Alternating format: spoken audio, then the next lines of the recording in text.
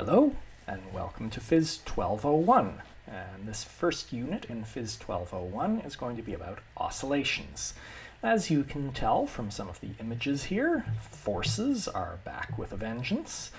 Energy is also going to come up in this unit. There are some ideas that are a little similar to things we saw in circular motion. And so an awful lot of the ideas that we saw in Phys 1101 are going to come together in this unit, and this will be the basis of the next few units about waves. So here are some examples of repeating processes that we call oscillations. The granddaddy of them all, the one we use to understand all the others, is the mass on the spring. Here's a mass on a spring, and we'll spend a lot of time talking about it, so we'll get back to that. Here's another common example. This is a pendulum swinging back and forth. And if you look back and forth between the pendulum and the mass on the spring, you'll notice some very striking similarities between their motions.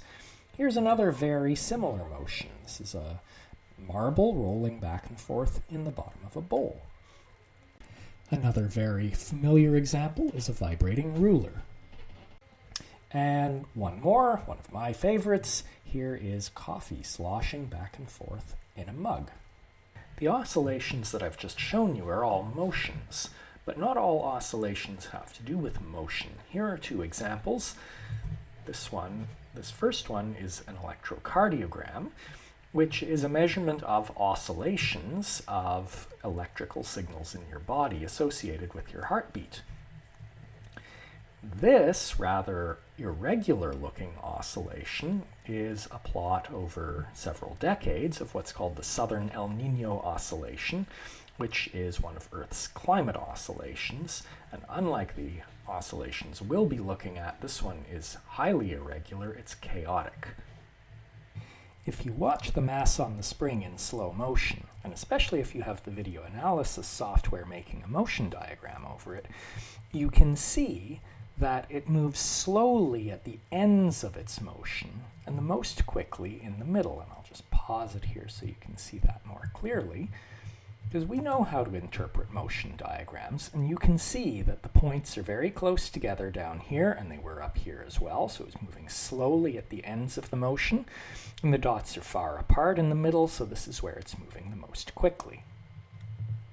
Here is the video analysis of that mass on the spring you were just looking at. This is straight out of the tracker software, and you can see the position versus time, and so this peak here corresponds to the mass being at its highest point.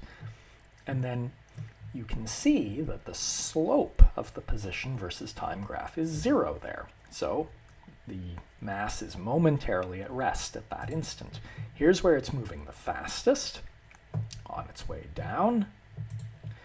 Here it is at the bottom, with the spring at its maximum extension, on its way back up again, at its fastest as it passes through the middle, and again, momentarily at rest at its highest point. And so just note, it's going fast in the middle of its oscillation, and slow at the ends of the oscillation.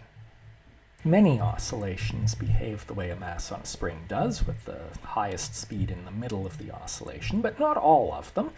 Here's an example, and this is a bit of a messy oscillation because I'm using my hands to drive it, but if you look at the motion diagram in between contacts with my hands, this ball is moving at pretty much constant speed in between.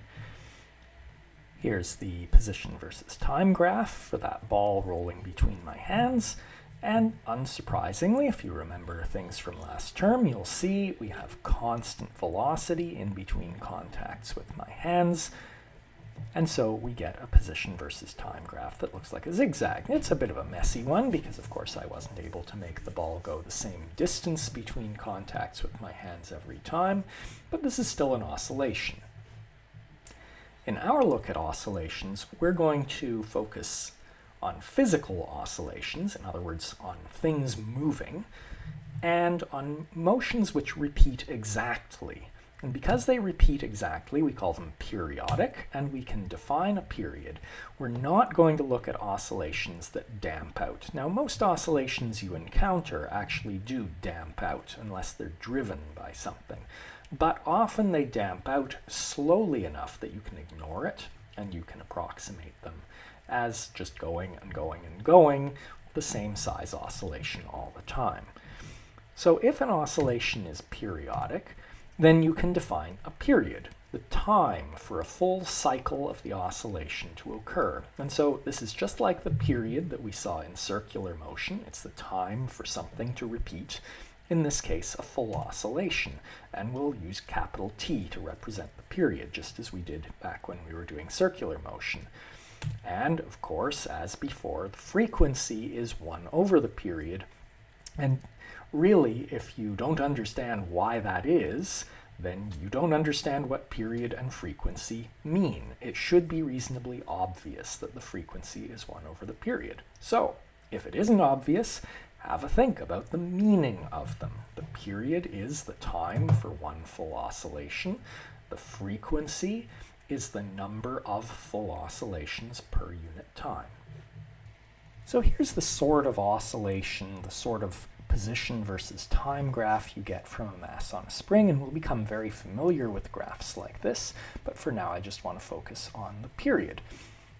And as you may know, the time from one maximum height until the next maximum height, that's one way that we could define the period. And so you can see in this case that the period is, well, it takes it from 0 to 0.4 seconds, and so the period is 0.4 seconds. But notice that that is exactly the same amount of time as from a lowest point to a lowest point, right? 0.2 to 0.6, that's also 0.4 seconds. Or indeed, from this crossing of the middle to this next, not this one, but this next crossing of the middle. So it's actually from any time, say here, until the next time when the oscillator is doing exactly the same thing. That means it has to be at the same position, but it also has to be going in the same direction. So from here to here isn't a period because this point isn't like this point. It's the same position, but the velocity is in the other direction. And no matter what you look at, from one time until the next time when the oscillator is doing exactly the same thing, always turns out to be the same amount of time. That's the period.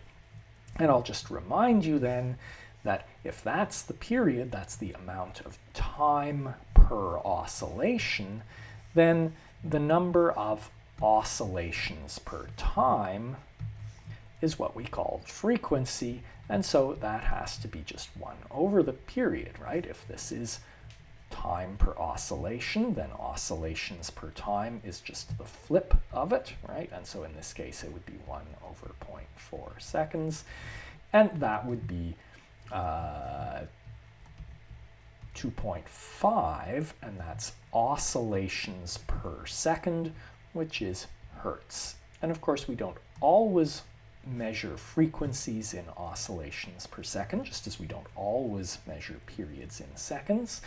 We might measure it in oscillations per year, or per month, or per minute, or whatever. So what we've seen is that there are many, many types of oscillations, and they can have position versus time graphs that look quite different. But we're going to ignore things like the ball bouncing back and forth between my hand, except that for some of these sorts of things, if they're actually periodic, we can define a period and a frequency. But with the methods we're going to learn, we can't get much farther with those. What we're going to spend most of our time looking at is the mass on a spring and things that behave like it. The mass on the spring is the simplest example of something called a simple harmonic oscillation, or sometimes I'll say simple harmonic motion, meaning the same thing. And this is possibly the most common type of oscillation there is.